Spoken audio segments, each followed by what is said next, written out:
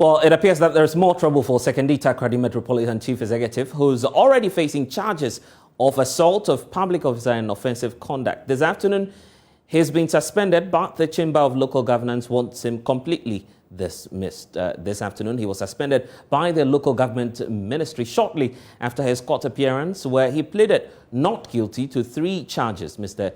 Issa was arrested on Thursday for allegedly driving dangerously towards a police checkpoint. You'll be detained for this. Attempted to knock a police inspector down. Attempted to do what? You wait. You. And you are saying I should know the car before you refuse to. I'm stopping. Yeah. Good. I will not insult you. I'm a professional police officer. I will not insult you. I will teach you a lesson. You don't know whom you are dealing with. You can't beg him tomorrow. You insult me whatever you can. I'll send you 20.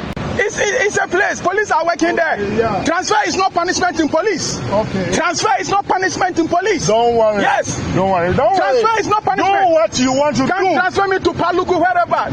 My colleagues are there working happily. Do you want to do. So what are you telling my colleagues who are attention? No. You are human being, and human being are staying attention. Same human being who voted for you. Same human being who voted for you. They are working there. You are lucky I'm not in my... in your hut? No, it's okay. You are not in your hut. All right. You don't know the person you are talking. Don't mind him.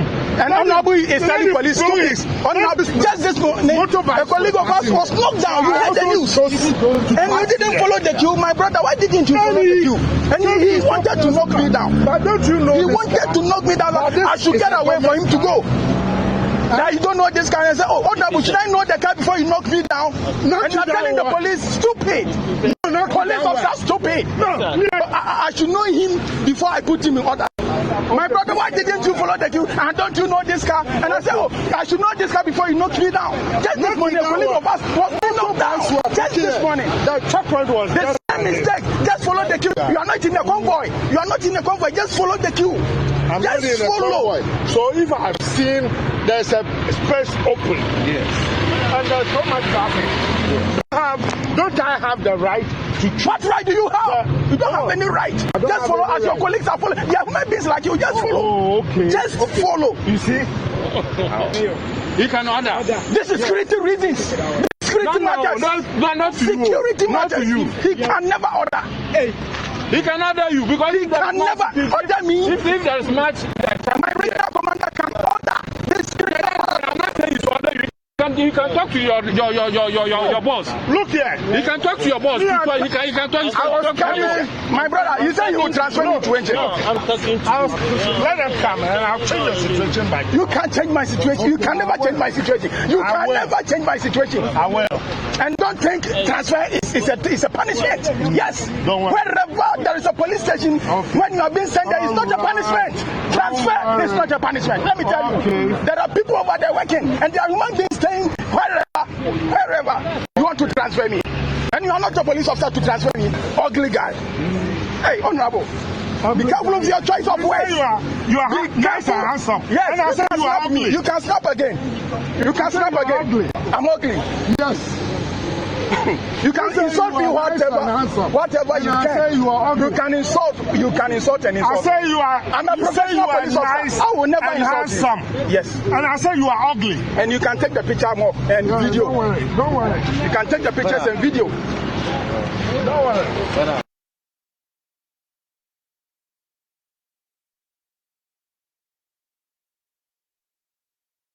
Well, so just gone by was the MC reportedly recorded issuing threats to transfer the arresting officer who he described as ugly, responding to the charges leveled against him before the Takoradi Court A. The MC said he was not guilty. And we have excerpts of the letter suspending the MCU.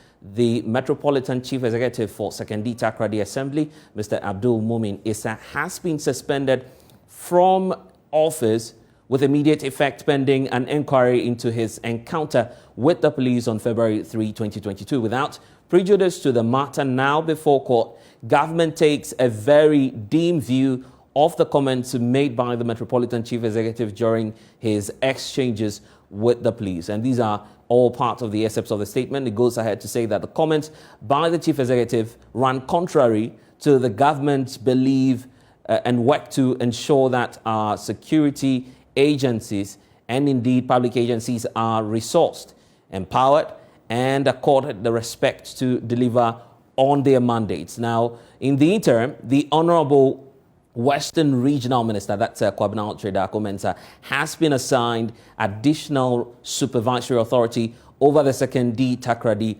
Metropolitan Assembly. So that's the position of the local government ministry on this matter, asking that the MCE, for the mayor actually, for the area be suspended. But we can now have a conversation on this matter. This afternoon, joining me via Zoom is the president of the Chamber for Local Governance, Dr. Richard Fiadumo. They are calling for the total dismissal of the executive. We could just speak to Dr. Richard Fiadumo to have more explanations on this matter.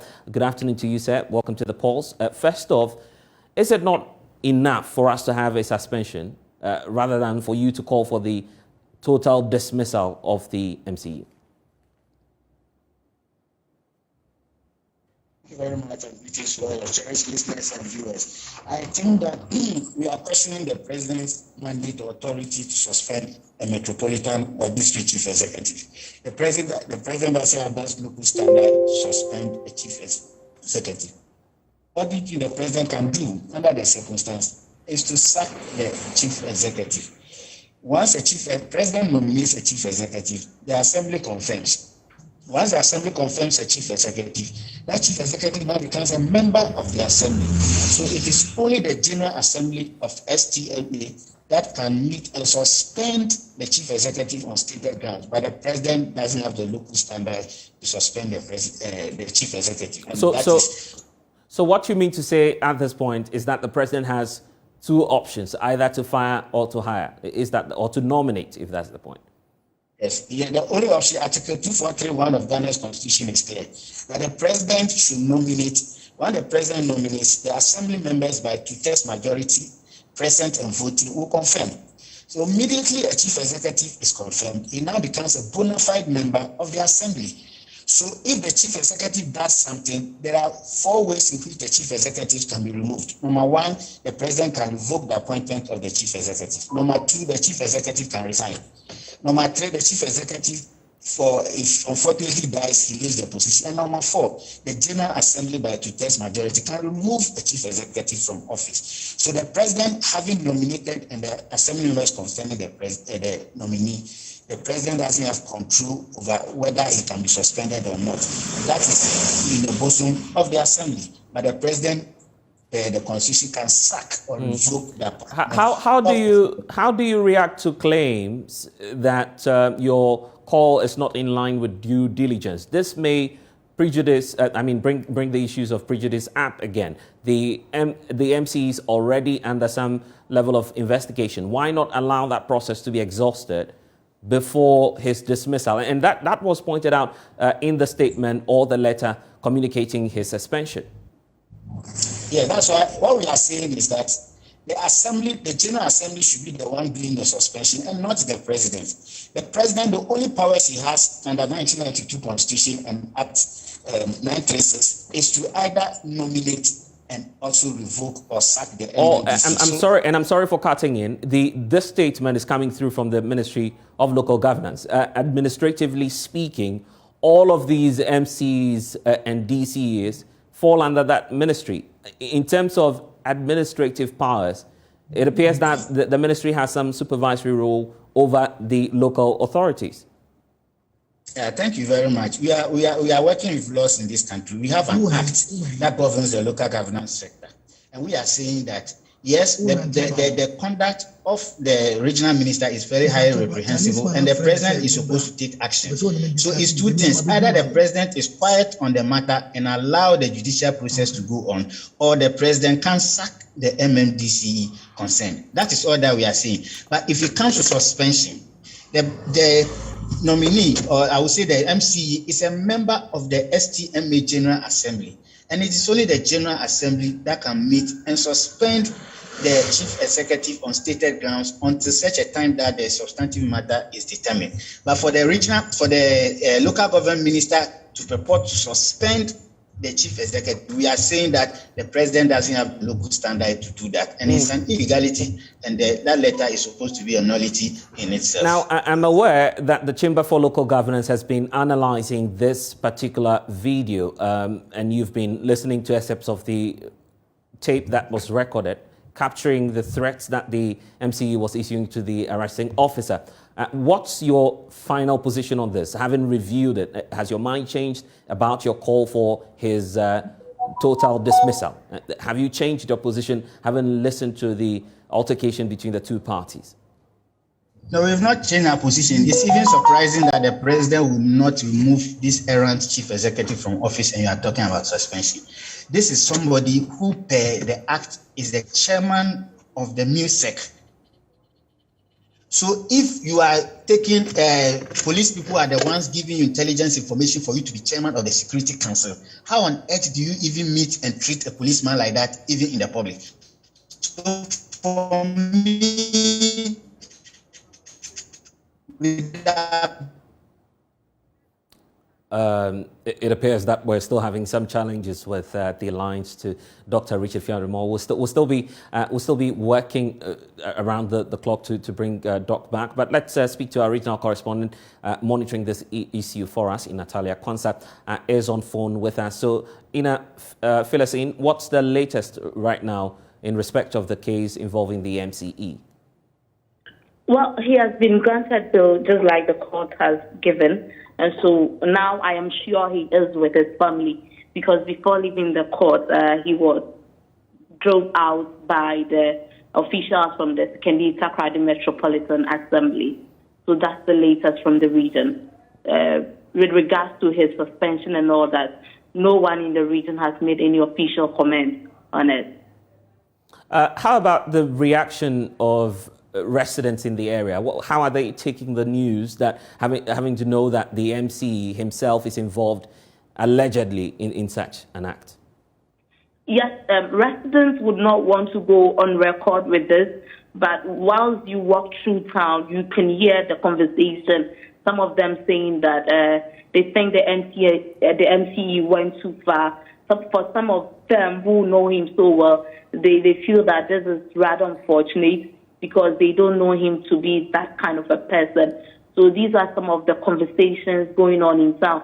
But just like I said earlier, when you approach them to go on record, they don't want to. Reason is best known to them. So it's one of the conversations in the town, apart from the PRC issue that came in some few weeks ago. The MCE zone is another one that this morning, even at the court premises, because you see a lot of people came to the court, sympathizers, a cross-section of the MPP members in the region, MCEs from, I think, 5 municipal and district assemblies in the western region here, and then officers from the Sekondi Takoradi Metropolitan Assembly. So this is what it has been. And we know that the MC involved here has pleaded not guilty to the charges. What more are we hearing from the lawyers? Well, his lawyer has refused to comment or make any statements on this. But how about the atmosphere at the time the proceedings were about starting? What was the look on the face of the MC? So with the video we had, you can see him, there's a black saloon car which drove into the premises of the Circuit Court A here in the Western region. And then he came out in a brown kaftan, very quiet, calm, went straight to his lawyer Samuel Kofi Agbeta, and then the presiding member for the Sekondi Takoradi Metropolitan Assembly. Immediately they walked inside the courtroom. He sat there quietly till he was called in to the box, and then when his charges were read against him, the only word he could utter was not guilty throughout. For the first case, 2 cases were brought against him today.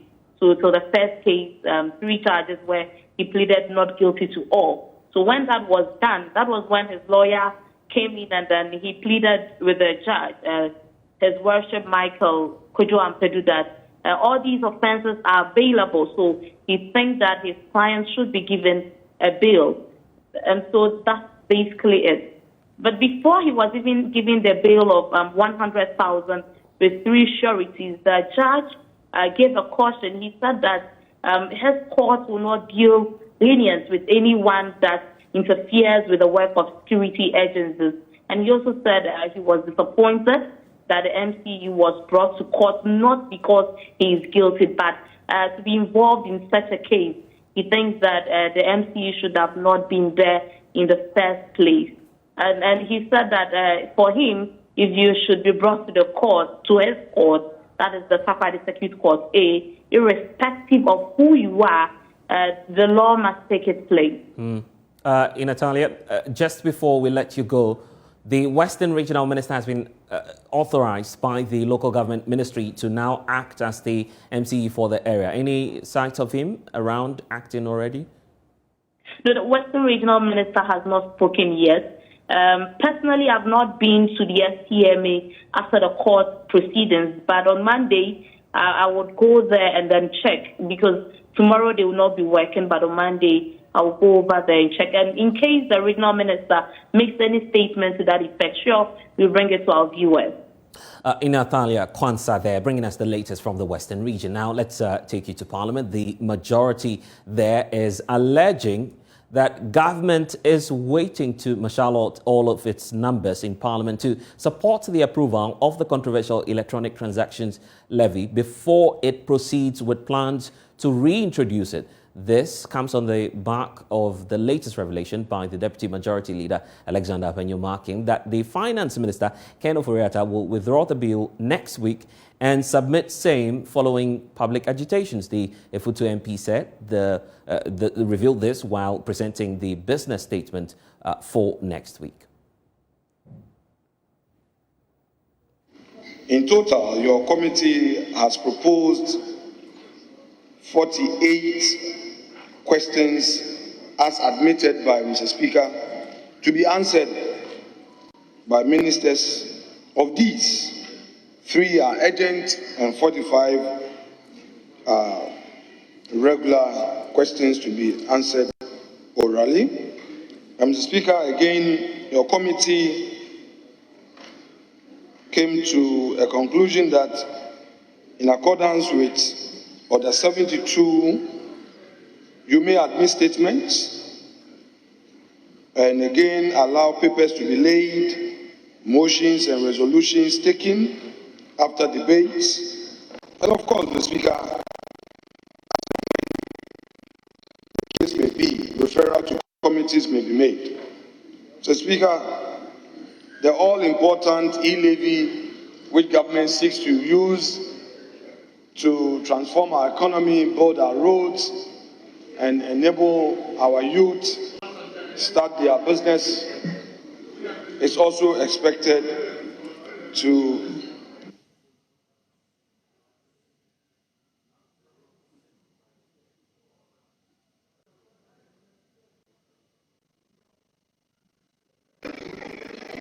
Mr. Speaker, the minority leader says I should ignore the minority chief whip for heckling me. Mr. Speaker, having said so, I shall pray you, Mr. Speaker, to permit these proposals to be considered by the House in accordance with Order 162 and subject to Order 53 of the rules of this House. Mr. Speaker, attached here too is the order in which the business of the ensuing week has been programmed, and we have, and to be laid, have also been advertised. And Mr. Speaker, if you go to Wednesday, similar approach is adopted, and all the way to, Mr. Speaker, Friday, where we have just some few only questions, Mr. Speaker. On Friday, we have questions and just one motion. So, Mr. Speaker, without more, I so submit. But in a sharp response, the minority leadership argued that the uncertainty over the debate and subsequent voting on the levy is worrying. Haruna Idrisu alleges that the move adopted by the majority caucus is alien to the practice of Parliament. Listen to Transfer levy bill, and you look at the third and fourth and fifth paragraph. The Speaker, it leaves you with a lot of uncertainty. The use of words like likelihood of unforeseen circumstances. The Speaker, if you look at Order 160 of our standing orders, it's supposed to be with certainty. Now we have moved from giving the finance minister 1 week to 2 weeks, and now we are even adding more. Yet we are claiming that we cannot give the finance committee time to do that. Mr. Speaker, if our colleagues from the majority want us to have certainty, if you are withdrawing, come and withdraw now and tell us that you come back with the business. So we know that the business likelihood, unforeseen circumstances. For those of us in the minority, the only conclusion is that you are trying to lay ambush on us. Because you are not certain with the things that you are saying. If you are certain, come and withdraw. So with E-levy, I do not think that the Minister for Finance is the Committee of Finance of Parliament. I do not. And I will not accept any reasoning that he might wish, through a certificate of urgency, will he have the opportunity to consult the people of Ghana. So once the bill is referred to a Committee of Parliament, the proper place for an inquiry to engage stakeholders and the Ghanaian citizens is Parliament. So I would ask, what is our Finance Committee doing? It is not for the Minister for Finance to go around the country. It's for our Committee on Finance. And Mr. Speaker, the matter of to know so that they plan their lives. Last week, we gave you good advice. If you had introduced a new bill last week, by now the Finance Committee will be engaging stakeholders and the public. The banks are affected, telcos are affected, merchants are affected, consumers of telecom services are affected because their wallets will be taxed. And you hear even the Minister for Finance say that telcos are giving him 0.25% discount. If you are charging zero, is there 0.25% of zero? Vodafone card didn't charge. So fundamentally, Mr. Speaker, where we stand, we vote against it. Mr. Speaker, I don't want to believe that this bill is being held in search for numbers for purpose of voting on it. No, that is not how this Parliament should run. That is not how this Parliament should run. That I'm holding on to the bill when I'm satisfied that I have the numbers to take a favorable decision, then it is introduced. That is not parliamentary. I'll take you to Parliament. Kwesi Parker-Wilson is there for us. He joins us on the phone lines. So the majority's reaction to the concerns of the minority. Well, I must state clearly that the majority is convinced that until the consultation is done, they will not bring the E-levy in its current form, and so they want to continue with the town hall meeting. When they are done, we are getting indication that the finance minister will now withdraw is when he intends to do that. And of course, he had the minority chief whip and the minority leader himself, Haruna Idrisu, indicating that the use of the word likelihood is a problem for them. But the majority is insisting that when they are done with all the consultation, they will tweak the charge, the percentage a bit, because you are told that it's now going to reduce from 1.75 to 1.5%. And that will be the new bill that would be before the House for consideration. The minister will be presented to the floor of the House, would be taken under a certificate of urgency. The minority is clear that they want to ensure that the bill goes through the appropriate processes, and they don't want to take that under a certificate of urgency. Let me just get a quick reaction from the Member of Parliament for Oredo constituency, and of course the ranking on the local government committee, Honorable Edwin Ilante Vanderpoint. Honorable, I mean, briefly, why is it that the minority is thinking that That's why there's always the business committee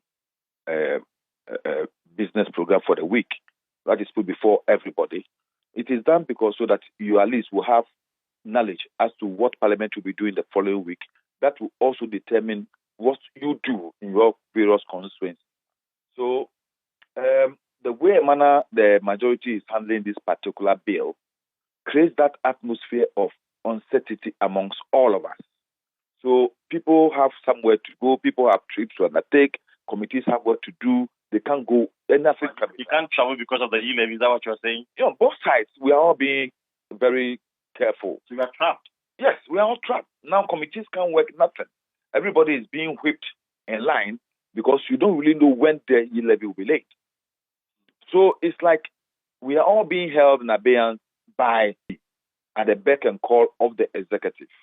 We have our program. If the executive want to lay anything, they should bring it. We shall refer it to our particular committee, go through the process and procedures, work on it, submit to the plenary, debate it, and then we can vote on it. And that's what we expect the Minister of Finance. In fact, this particular issue, when I heard it today, I was laughing in my head because this was the same advice we gave them weeks ago. That looking at the way they are possibly you tinkering a bit with the various clauses under the bill. If it's about transaction, and after consultation, people advise you, and you see there is sense and advice of putting a levy rather on fees instead of the transactions, then you have an inkling of what you want to do. And with Parliament, the tradition is that once you bring a bill and you tinker with any portion of the bill, it's not the work of Parliament to correct those things. You have to take it back, go and work on it, and resubmit. And that's exactly what we expect them to do. I see. And now I'm told, and this is finally for me, I'm told that we are getting indication that it is the new bill will come with 1.5% as the charge. What it means is that some of the concerns you raised have been addressed by the finance minister. Will the NDC support? You are not going to bend to the 1.5%? Nothing. Even if it is 0.0%, we are not going to vote for it. Our decision is that don't burden Ghanaians anymore with an unwarranted tax. Simple and short. No matter what they do, we are committed to voting no to anything that will further burden Ghanaians with tax. So 0.5%. We will not even take even 0.1%. Well, thank you very much. So, Blessed, that's the Member of Parliament for the Odio constituency, Lena J. Vanderpoint, clearly stating the position.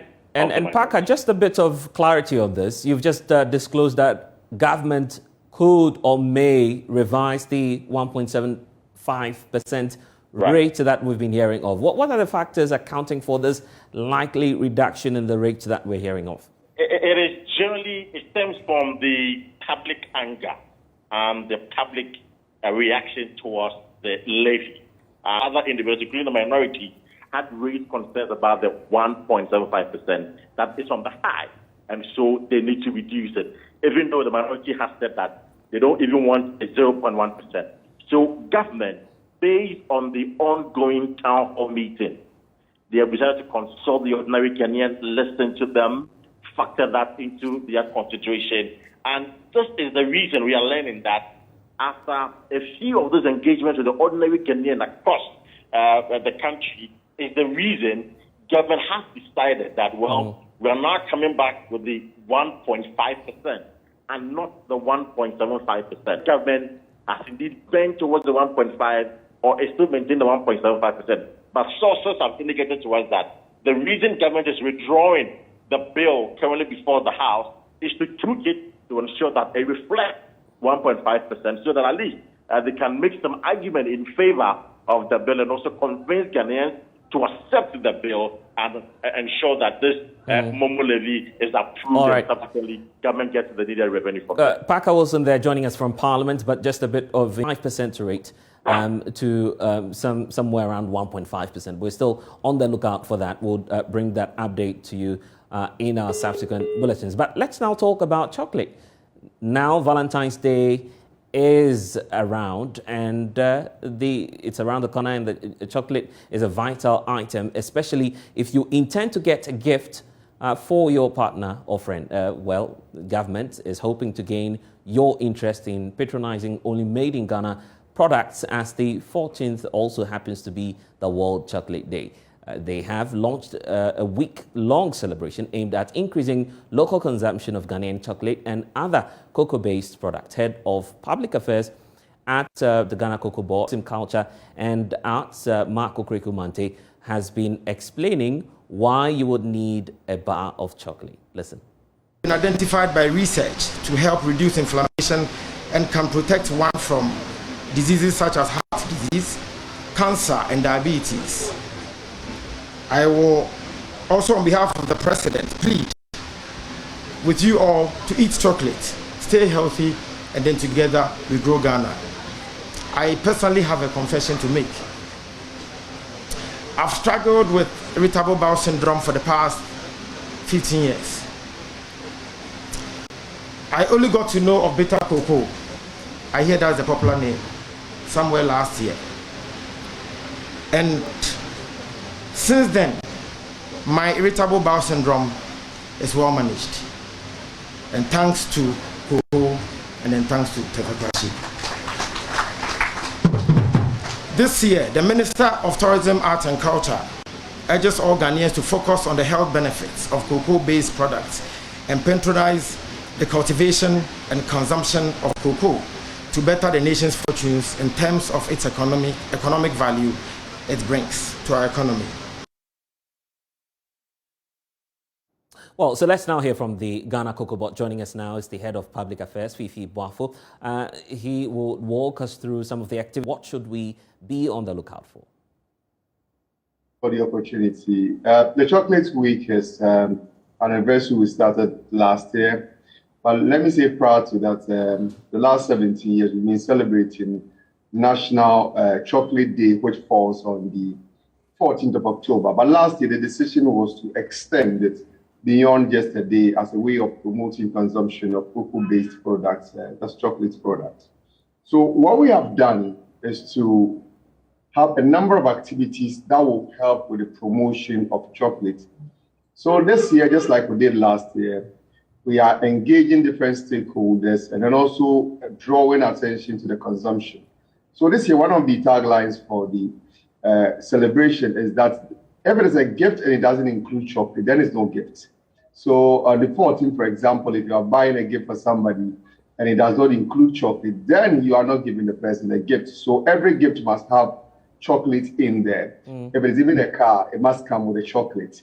There's no sweeter gift than to give chocolate. I see. And all of this is obviously part of the moves to increase local consumption of our Ghanaian-made chocolate. But there are concerns about the cost of it. The last time, of course, the check was made, it appears that the Ghanaian-produced ones, they cost far more than the foreign ones. What are you doing to... Ghanaian-produced chocolate is more expensive. It is not entirely the case. There are foreign-produced chocolates that cost way more than what the Ghanaian-produced chocolates cost on the market. However, if you look at the production capacity of most of our chocolate producers, that's compared to those outside there, our companies produce at a very smaller quantities. And obviously, if you're a company you are producing at a smaller quantity, your cost of operation is higher compared to the companies that are producing at a higher quantity. So the expectation is that with such promotions and campaigns, we'll be able to encourage people to consume chocolate made in Ghana. And when you do so, it expands their capacity and then their cost of operation reduces, and we'll be able to produce chocolate at a cheaper cost compared to what they are doing now. So that's one of the ways we are trying to help in expanding our market and then also to improve consumption. One thing we need also to note is the fact that if you take the chocolate made from Ghana, one thing is the extent, the cocoa content in there is higher. Most of the chocolate we buy from other places, of course, has its own properties, but usually the cocoa content is smaller. But it is not just for the treat or not just for the taste of it, but also the fact that cocoa has a lot of nutritional benefit. When you take the cocoa, it helps. Why don't you take something that is sweet, it's nice, but of course it helps in building your immune system and then giving you the health and the nutritional benefits as well. So I'm sure that your team at CocoBot has set a target for yourselves that you would want to achieve after the 1 week celebration. What's the current rate of consumption and where are you seeking to take this to? The good news to share is that last year when we were preparing for the chocolate day, per capita consumption was 0.5. The latest figure is actually 0.6, which is 20% increase. But obviously, that is still not significant enough. So we've been able to move it to 20% increase. But the target, the last time the president was talking about it as part of the chocolate day celebration, was for us to at least move to 1 kilo per capita consumption. So that is the target we're working towards at this point in time. It is realistic, it's achievable, but what we need most, especially at this point in time, just like you're doing for us now, is to get the support of the media in Ghana, because we do it for us as a people, we do it for us as a country where when we are able to do this, businesses are built out of it, people get employment out of it, and of course, the revenue we are able to create, the farmers also become the biggest beneficiary of all this. So our expectation is that we'll get everybody on board, we consume the chocolates produced in Ghana, and then we are able to even reduce the quantity that we export, and that has a way of also improving the price we derive at the world market. One of the things we are confronting with as a country is unemployment industry.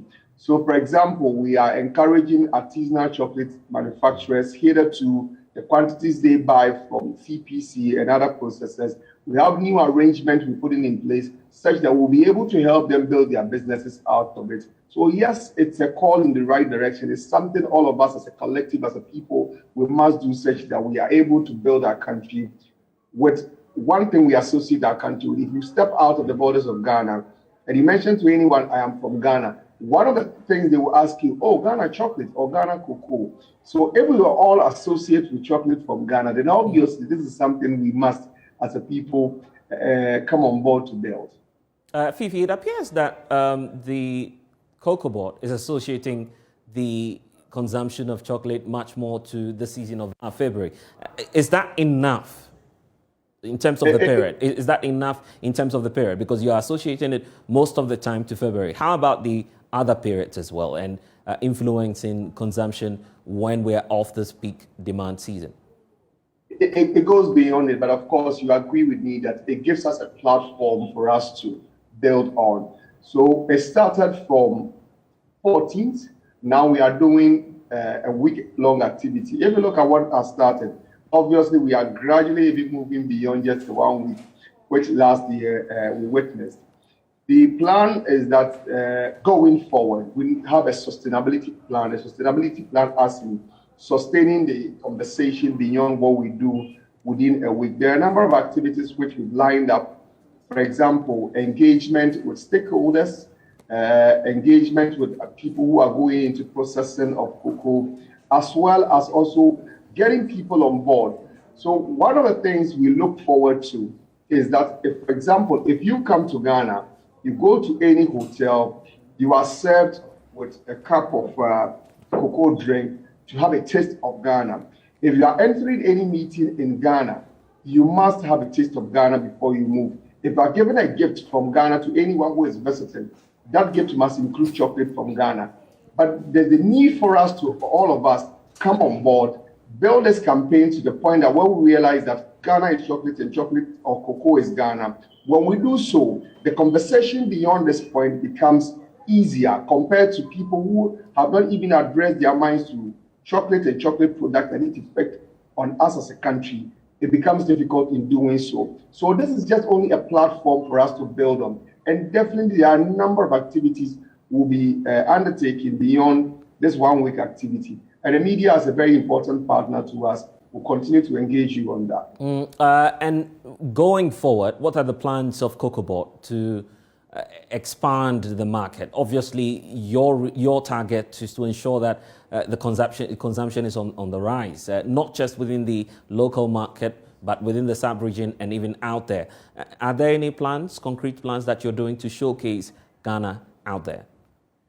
Yes, there's a committee that has been formed beyond CocoBot, including processors, where we are trying as much as possible to launch on the back of AFTA Secretariat to go beyond the borders of Ghana. So that's one of the things we are doing.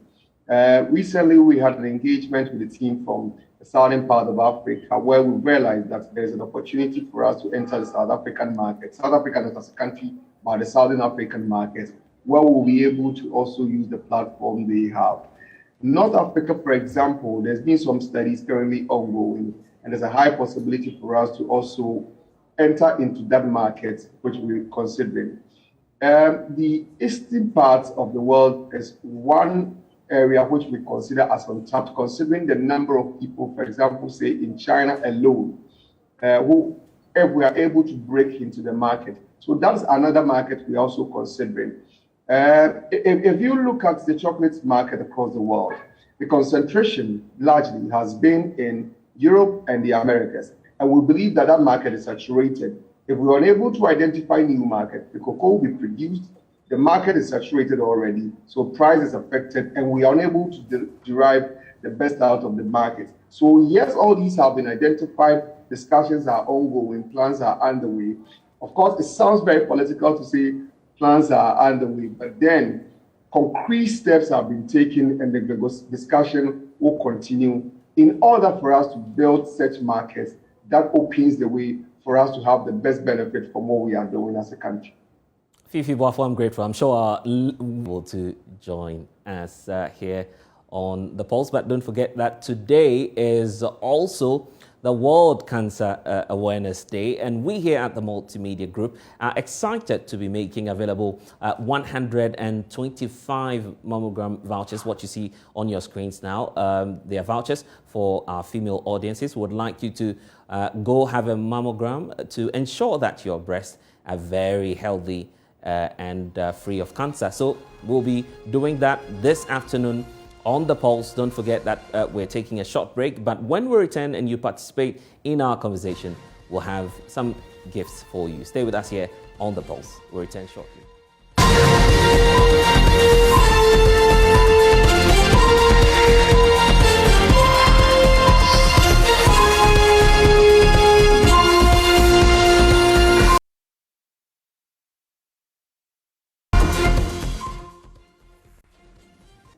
Thanks for staying with us here on The Pulse. Now, with COVID-19 vaccine hesitancy being a real challenge amid all the rumors and disinformation about the vaccine, health authorities in the Bono East region are employing effective policy strategies capable of increasing vaccine take-up rate across the region. Bono East Regional Minister Kwesi Edujan, who urged the people to help achieve the region's target of vaccinating 20% of its population within the next 5 days. Anas Sabit has more in the following report. The Bono East Regional Health Directorate has launched a 5-day national vaccination campaign as part of efforts to help increase the uptake of the COVID-19 vaccines. The region, which had a target of vaccinating over 700,000 people by the end of the year 2021, only had 16.7% of its targeted population fully vaccinated by the end of January this year. Bono East Regional Minister Kwesi Edujan attributed of the vaccines. Our target for the December 2021 was 774,063 people were to be vaccinated. Out of this, by 27th January, only 16.7 had been fully vaccinated, meaning that in the Bono East region we have 16.7% information and disinformation, which have led to vaccine hesitancy and complete refusal among major influence and segments of our general population. He however charged the people of the region to take advantage of the vaccination days to help the region attain its target of vaccinating 96,000 people, representing 20% of the region's targeted population. In Bono East, just as we did set up a target for last year, December, our target for the vaccination days in February is to vaccinate 94,622 people, which translates to 20% of the target population during requiring the first dose. So our target for this period is to make sure that we are able to vaccinate about 20% of people who require the vaccination within these days that we have set apart. Regional Director of Health Services, Dr. Fred Admakobuati, noted that the move, just like other national vaccination exercises, is to, amongst other things, adopt new strategies capable of bringing the exercise closer to the people and ensuring that the region achieve its target. Key thing that we have done is increasing the number of teams that will be doing the exercise. That is one thing. And the second thing that we have done is that apart from increasing the number, they are not going to go out routinely as they do from 8 to 6.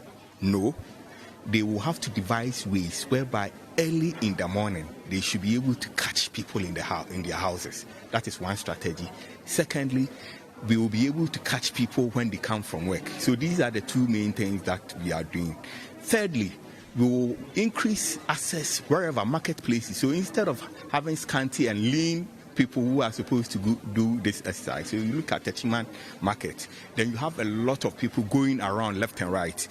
These are the main strategies that we will want to use so that at least the places and sites where people can get it are closer to them. Reporting for Joy News, Anas Sabit, Tichiman. Now, there's a growing trend of collapsed marriages, especially in urban areas such as the Greater Accra region. In 2021 alone, a total of 79 customary marriages were dissolved at the Accra Metropolitan Assembly. And you have on your screens now some figures that we have put together for you, which indicates the rate of divorce across this very municipality here in the Greater Accra region, where we'll tell you shortly what the trend has been. The Assembly says in 2021 alone, it registered a total of some 345 customary marriages. But on your screens now, you have the total number of registered customary marriages, which is 345. Total number of registered customary marriages is 79.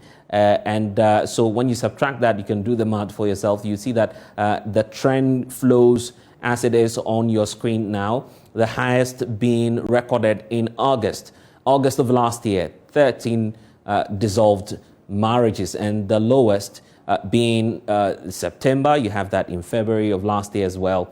These were the two lowest points, and then you have June as the second lowest with 4. However, the highest is August, and then the trend repeated itself somewhere around November. So the total number of ordinance marriages registered here in the Greater Accra region alone is somewhere around 5,403. Ordinance marriages conducted by the Assembly is 1,779. So that's the stark difference that you see there on your screens. But we have information on the dissolved marriages relating to the customary marriage. Now, according to the local authority, the divorce figures for 2020 alone were lower compared to the trend that was recorded last year. So what are some of the factors accounting for this trend? Joining us via Zoom now is Amos Kevin Annan. He is the convener, Singles in 3D and Creative Couples Conclaves. He joins us now on Zoom, and it's such a worrying trend that you're seeing now. So what do you suggest some of the factors that are accounting for this trend that we are witnessing, starting from late last year, where we had a rise in the figures, to where we are today? What are some of the factors accounting for that? Well, thank you very much. Thank you for involving me in this conversation. I think that the factors that bring about divorce are as diverse as the kinds of people we have in a given society. It is therefore very difficult to proffer one particular reason as the basis for some individuals who may have found themselves in a divorce condition. It is worrying, as you rightly pointed out, but we can proffer some thoughts that we have become familiar with, because I need to actually interrogate the document that you have taken your data from, so that I'll be able to look at what really was the necessary steps that we're taking to either save it or to bring to the annulment. The first thing I would say, which is very common knowledge, is the quick nature in which people go into marriage, ill-prepared and ill-informed. Those two things are very important. People go with all kinds of fanciful ideas into marriage, and they only go in to discover that their ideas about marriage was not exactly what the experience was going to be. That ill-preparedness and ill-informed position can cause an individual to then develop disenchantment in the relationship. And we know that when people become disenchanted with a particular activity, not only marriage, they tend to disconnect from it and not giving their all into that giving endeavor. Now, when you disconnect over a period of time, the other party begins to also, disconnect from you, because the disconnection caught into its trail another form of disconnection. Now, many are also then getting into a space, they begin to outsource some of the critical things within marriage, i.e. conversations, friendship, intimacy. And we know that many individuals, when they suspect there is some flirtatious conduct or intimacy with another party, would easily call for a divorce because they cannot share you with another, unless, of course, the particular kind of marriage is potentially polygamous. But if it is ordinance, then we know that it is between one man and one woman. But customary tend to be potentially polygamous. And so that would be one. Also, the presence of cruelty. Individuals are becoming very callous and inhumane in the way they relate with others. And their treatment of persons they claim to love causes people to lose the interest in the so-called love which is being offered. So cruelty in the relationship can be a factor and has always been a factor that contributes to people's decision to walk out of an otherwise stable marriage. The other thing that can also happen would be non-consummation of marriage. Marriages where there is no intimacy, one is being denied or deprived of intimacy, they are not getting sex in the marriage. The other party who is not getting sex will begin to look outside. Now, when they use that as a basis to want to ask for divorce, the courts will usually grant them. When people are cruel, that also has impact on the children, especially where there are children present in the particular marriage. The children being saved by one party can say, for instance, for the sake of the health of the children and the future, I would rather be out of a marriage than to stay in and be a bad example. So there will be myriad of reasons that would inform a person's decision to walk out of marriage. As a consultant, what are your initial checks telling you about this trend that we're witnessing? Is this peculiar to the Greater Accra region alone or urbanized areas? So, we have couples from across the country, and all of them are faced with the same stresses. But of course, when you're within the urban setting, the pressure is enormous. Some individuals even have lost their jobs, and their other spouse is seeking to walk out of the marriage because of insecurity that they feel is threatening them. So there will be many reasons, like I said, but the essential thing is that some are also finding ways of winning the battle in that respect. And all of us have a duty to support our own brothers and sisters who may be going through some checkered moments with their marriages. Well, at this point, let me ask Councillor Kevin Annan to stay on for us because we want to make this conversation interactive, where you can also call us and share your marriage experience and also share your experiences with us on this rising cases of divorce. What do you think are some of the factors, and what questions do you have for the councillor? 0302-211-691 or 0302-211-692. These are the lines for you to call us on, and you could put your questions across and then share your concerns or your questions with the councillor. So the phone lines are active now, and we could get to have them come through. But councillor, just to take you on this as well, looking at the customary marriages, the setting in which they are as compared to the marriage under ordinance, and looking at this trend of increasing divorces that we're talking about, what marital setting would you say is preferable or desirable in this era that we find ourselves in relation to the trends that we're seeing? Oh, well, I mean, I think that what is bedeviling marriages is with no exception to any of the categories of marriages. All of them are faced with the same stress because they are all entered into by human beings. And these human beings already are stressed. And the pressure on them has a tail effect in the marriage. So when you see the individual, they are processing many things that they themselves are struggling to contain. And therefore, when they relate with another, there tends to be tension. So I would say that, yes, of course, it is easy to annul a customary marriage than it is when you are annulling marriage by ordinance, because the processes tend to be cumbersome in the ordinance marriage. But we know also that persons will opt to do the customary. Some even don't do the rites. That's the other thing.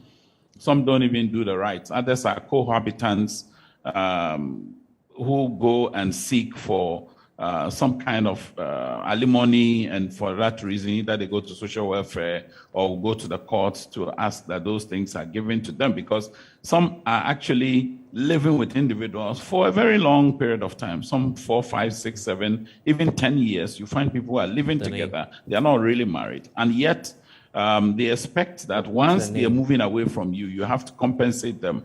And that compensation is something they would go to the court, for instance, to execute against you. And they would usually have some grounds, because when you promise somebody, I'll marry you, and for that reason they pack bag and baggage and come and live with you, that promissory note, the lawyers will tell you, you can be held to that for promising a person and not delivering. Okay, Councillor, let's see what more concerns are out there. Joining us now from Oti region is Aglimaji, and he, I'm sure, has a question for us.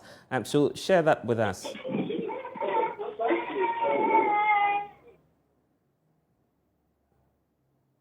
Yes, you are on. Yeah. Hello? Yes, let's hear you make your contributions.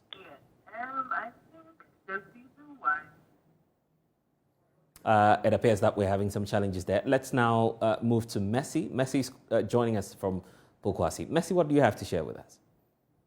And so when one partner or the other partner is not fulfilling that expectation with which they went into the marriage with, then it becomes a problem. And I think that with this research that is being done, I hope at this time a lot of people, especially married people, are watching this program. We as married people, we need to encourage ourselves. Marriage is not for kids, it's for grown-ups. And though we move into marriage with so many expectations, you need to know that some of the expectations might be met and others will not be met. And so I think when we all have that at the back of our mindset, it would help. Yes, marriage is not a bed of roses for someone. So don't let someone come, especially we the ladies. We listen to people's marriages and think it is all nice, so we want the same in our marriage. And especially with the men too, in instances where there are things like all men are promiscuous. I think it is high time as Christians or any religion, we have men who are exceptional, who would say that, hey, for me, I can admire a lady, but I wouldn't cheat. And we have women who would also say, Yes, I came into the marriage with so many expectations, but let me do my duty to the wife so that my marriage would work. And I think this will help us. This is my advice. This is my take. Thank you. Well, Mercy, we're grateful that you're calling us. Mercy has just won for herself a free voucher for breast screening, and you could pass by anytime at our front desk here at JoyNews. You've won yourself a voucher, so it's for breast screening. You can just pass by anytime from now and pick that voucher up. It's a very special gift that we are giving to you here at JoyNews. Let's hear from Yeboah, joining us from North. That's the North East region. Yeboah, if you can hear us, what can you share with us this afternoon?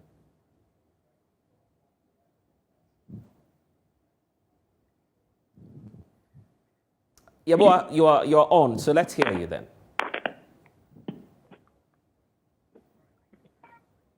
Okay, Hello? so Councillor, Yeboah, it appears that we're having some challenges. Yeboah is still on.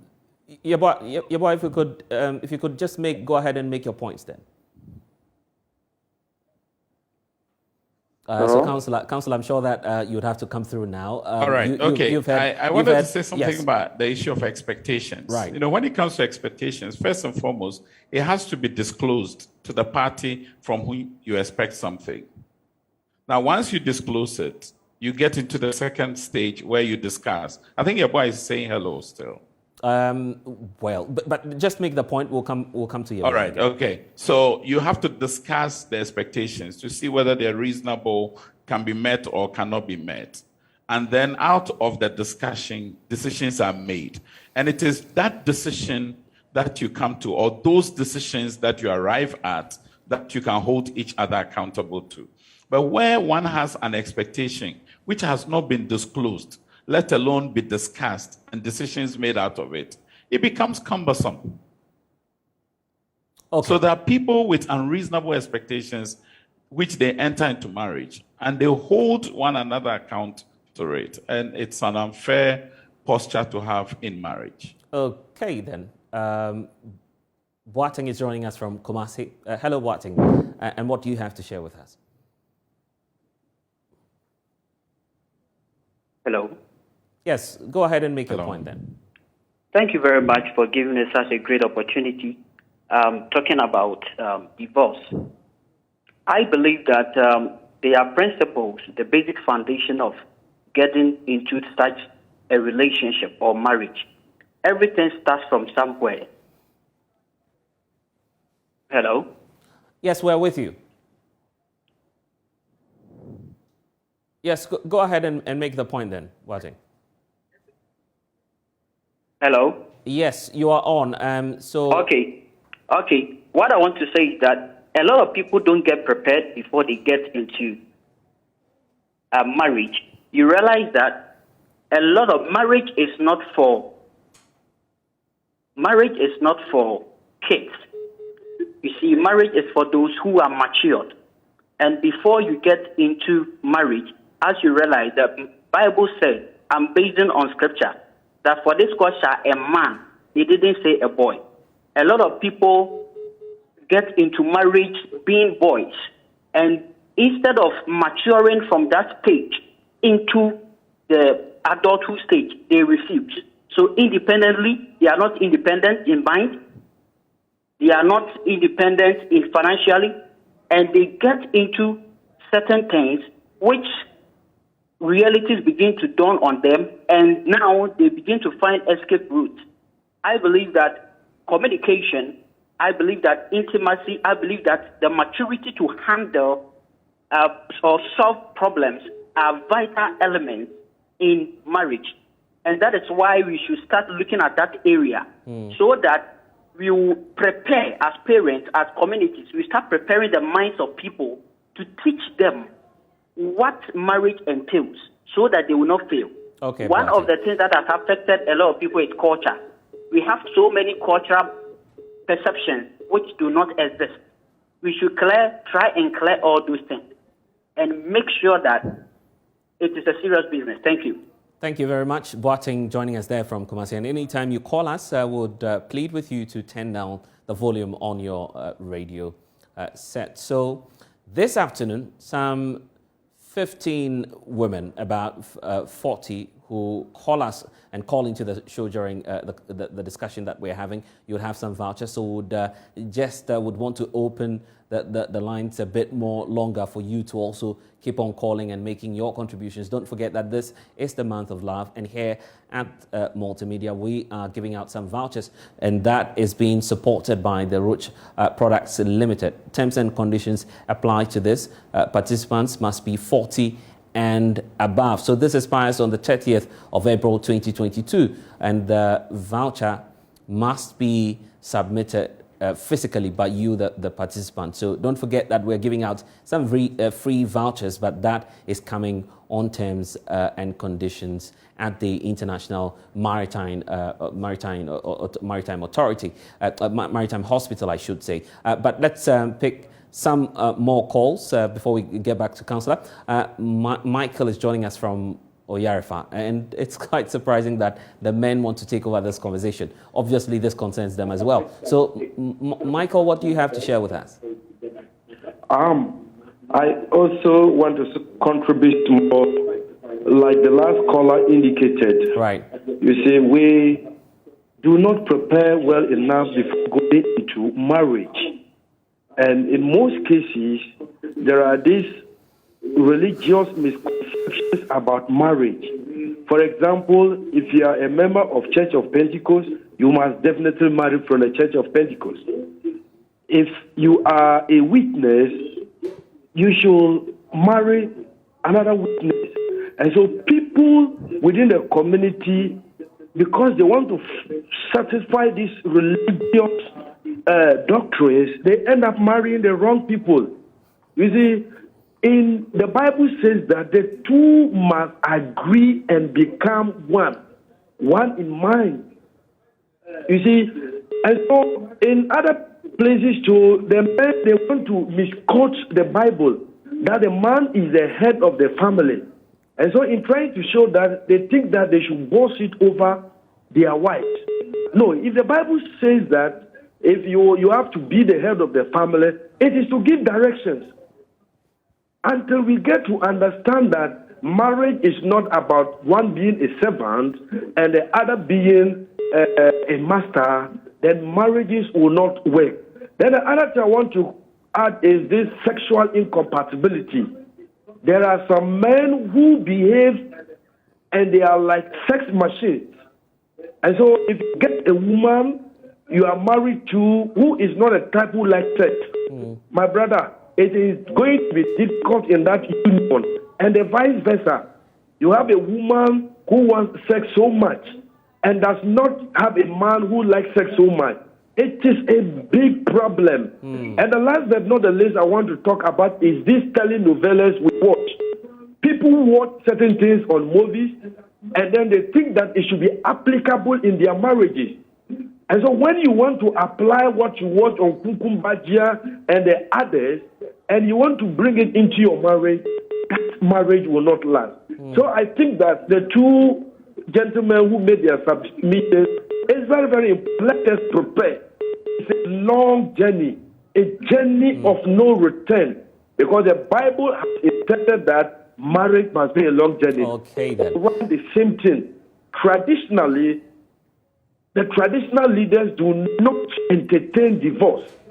And so until people prepare adequately, financially you are sound, you have a place to sleep.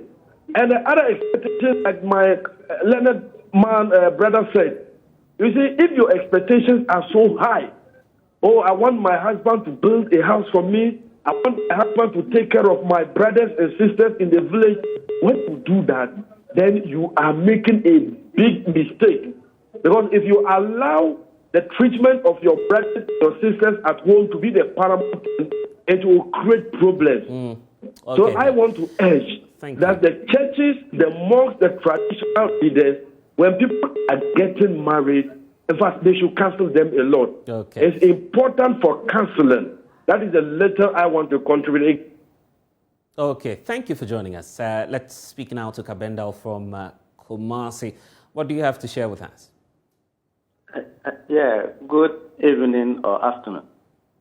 Yeah, I think that actually some people are not honest and real during courtship. And during courtship, especially the men, whatever the lady asks, they can even use their last money to honor that request.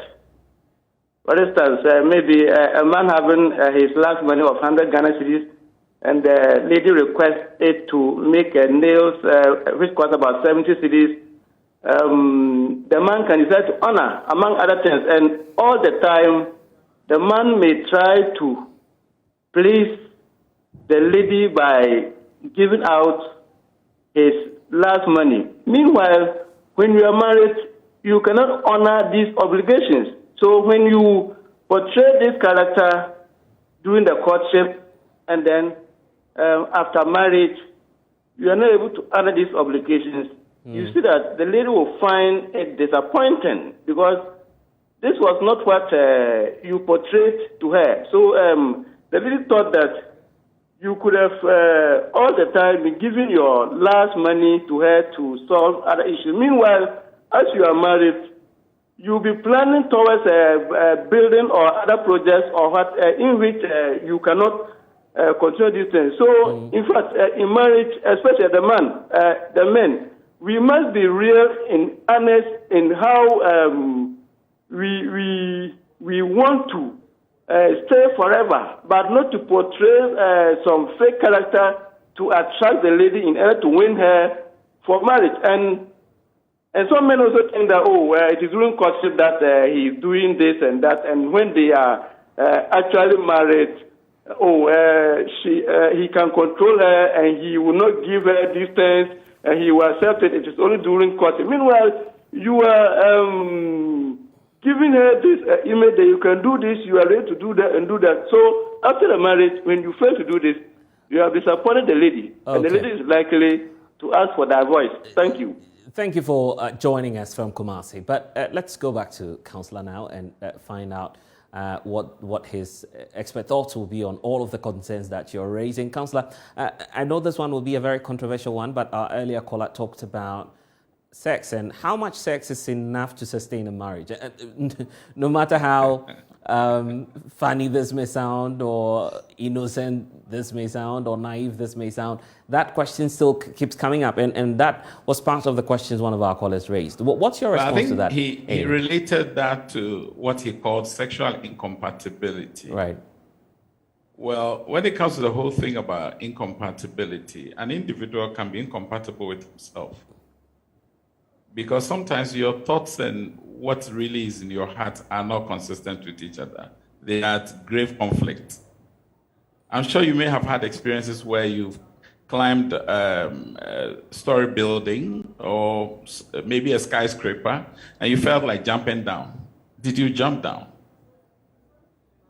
For a moment, your thoughts and the premonitions you have were not in alignment. So you have to make a determination whether what you're feeling and the thoughts running through your head are proper. In much the same way, marriage requires adjustment at all times, in all facets of the marital life. Now, so even individuals go into marriage with entrenched positions on matters like conflict, including sex. As for me, I want sex 10 times. You have to sit with your spouse and have a conversation. It's about frequency of sex. You need to discuss frequency. If you don't discuss it and you expect the other to deliver on what you have not discussed, it becomes a point of potential conflict. There are people who expect that, my wife would always be at home, or my wife will be the one who cooks all the time. And yet now you go and marry someone who has different understanding of cooking. And so they expect you to schedule. You take Mondays, I take Tuesdays, and then you take Thursday, and you go on and on and on. And then that is not what you were expecting. You get into marriage, and there's a need for both of you to adjust. If you don't adjust, you would consistently have conflict, and you will end up blaming it on marriage, whereas the problem is the two of you. Your inability to find a point of convergence. Coupling requires convergence. I'm doing some study with a guy who teaches on body language, Joe Navarro. And Joe Navarro says that synchrony is harmony. We synchronize so that we stay harmoniously. So spouses need to be on the same page, otherwise conflict will be inevitable. And when conflict is not properly managed, it escalates into a point where we want to be out. And sometimes it's not the case that the person is a bad individual or a bad material for marriage. Sometimes it is the way we are managing our differences. And differences must not disturb us. It can be a great point of growth for all of us.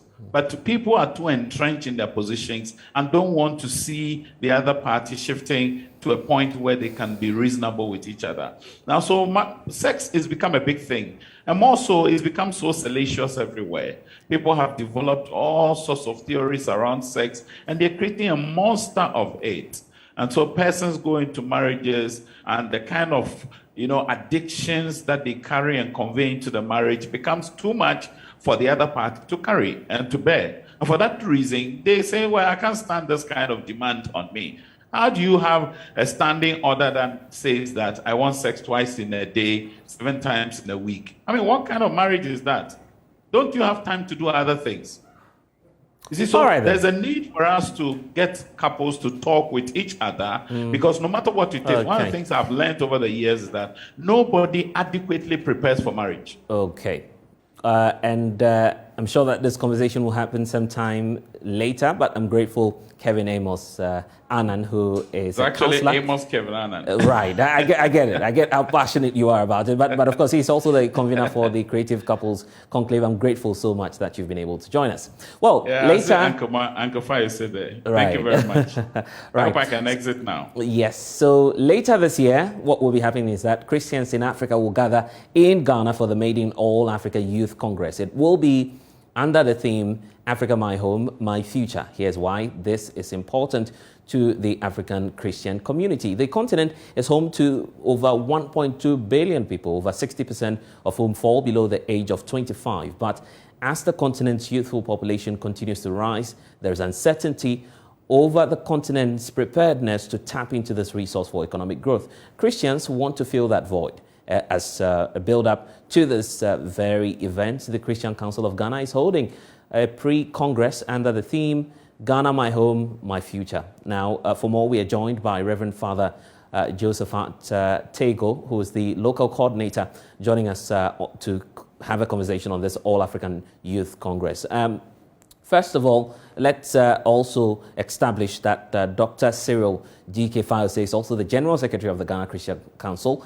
He will also be sharing his thoughts with us. So welcome, gentlemen, to the show. Let me start off with Dr. Fayose. What's your expectation going into this Congress?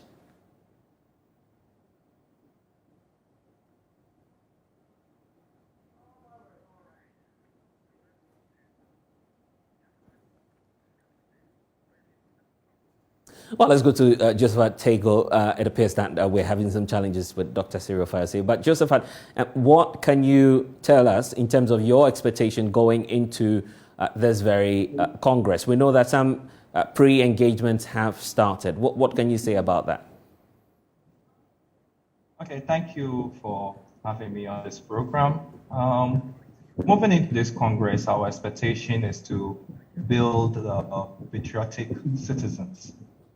Starting with the youth, who will go out there to be ambassadors of national development.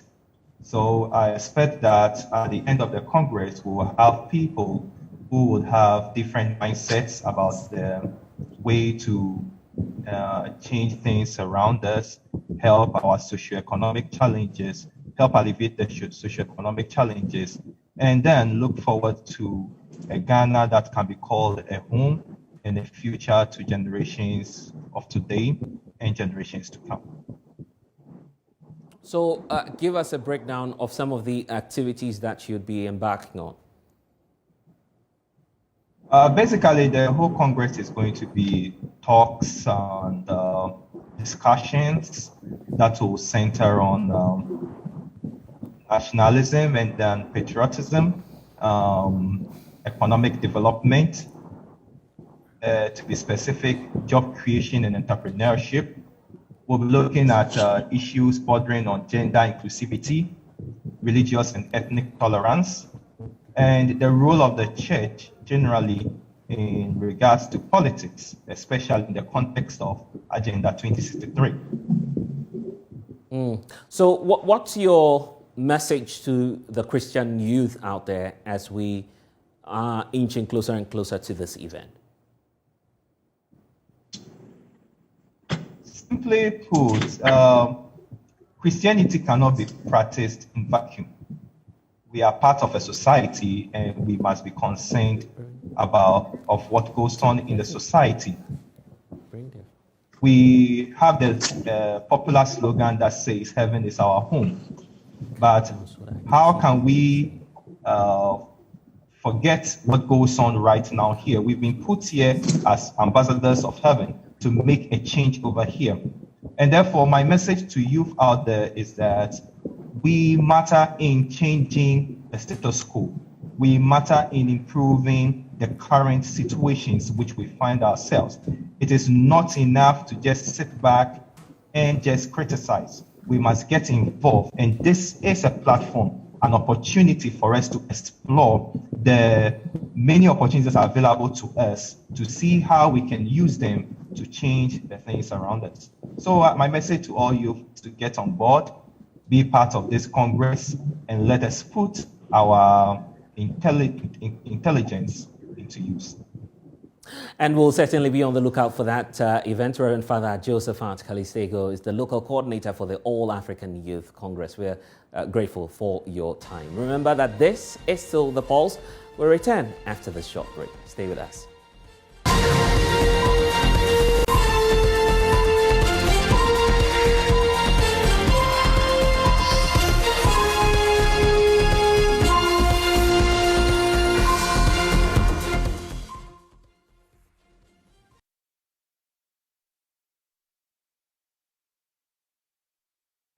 Hello, good afternoon and welcome to the sports segment live here on the JoyNews Pulse with me, Oreku Ampo. For today, we focus on Heart of Oak and Sulei Muntari. Now, the player has been reviewed and has been speaking his first words as a Heart of Oak player. Remember, Muntari was signed by the Phobians on a one-year deal and he would be in the squad this weekend as Heart of Oak do face Great Olympics. But let's take a look at his first interview as a Phobian.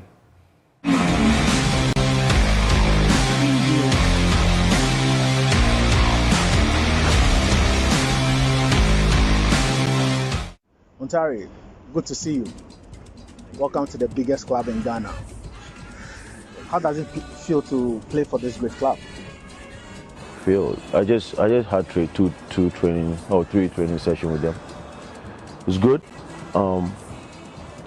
I grew up in Ashanti, but then I came to Accra for football, and of course every young kid years ago grew up to see Hearts of Oak play great football, and it's a top team, one of the biggest in Africa. So I'm happy to be part of it. What went into the decision in choosing Hearts? My son. Your son? Yeah. Wow. Not decision to play now. It's my son, but decision to play for Hearts of Oak, it was easy. I lived here in Accra also. Before even when I come down for holidays, I train with Hearts of Oak. I met Dr. Temaklo, president himself, Afede, and then a few of his friends, and some of the players too. I met them, and yeah. So I've been watching Hearts for a long time, and I know a little bit about the team. So it wasn't a hard decision to make, but the push was my son who asked me to come to start playing because he wants to come to the stadium and watch me play. So, and I said okay. Since the friendship with Hearts was there long before, so it was very easy for me to choose. You're talking about training. You've had the opportunity to train with a team for some weeks now. What do you see with the guys you train with? What is the determination? What sort of team do you think you are joining in terms of the few times that you've had the opportunity to train with them? Yeah, it's a good team, very young team, a young technical team. So there's ambition there, and of course me deciding to join the Premiership also to be able to help these young ones, guide them in the right path. But the coach is there also, but then guide them in the right path. Not only, let's say, not only Hasselfolk, but teams that we're going to play, because if Ghana football or Hasselfolk play good football, it's going to benefit the league and it's going to benefit the country. So that's some of the reasons too. Well, talking about the Ghana football and in the league, you've played in Italy, you've played in Spain, you've gone to the Gulf, you've played in England. I'm sure a lot of people might have forgotten you play in the Ghana Premier League. Do you remember your first Ghana Premier League game? I don't. But for me, it's great to be back here. I've been watching. Even when I come home, I go to the stadium. I watch the Premiership. So for me, where I played outside and it doesn't matter for me. Now it's here. This is my home.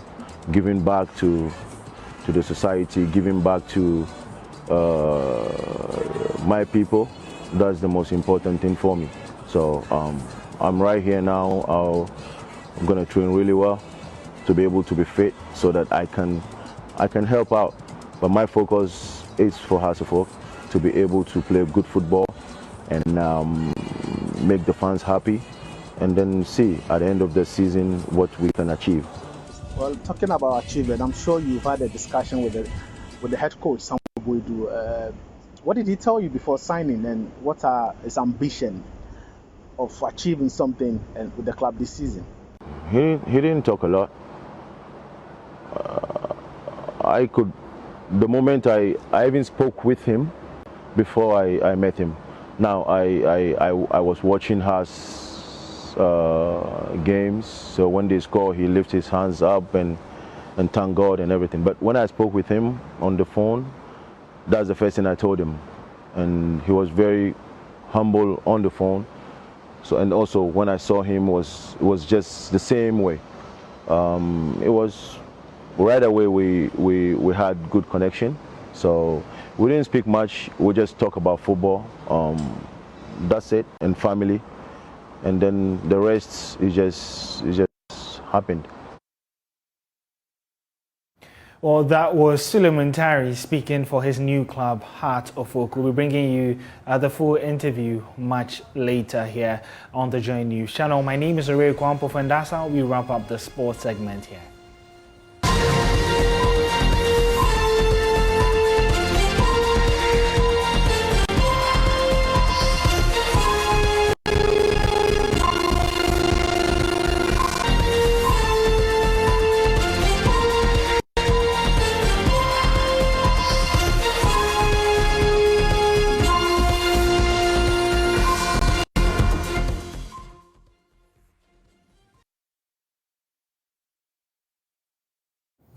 And it's been a very wonderful week with you here on The Pulse, but we'll do the same time next week. For more news, just log on to myjoyonline.com. We have more stories for you on our website. Until then, my name is Blessed Sogan. We'll see you again, and that will be all for this week's edition of The Pulse.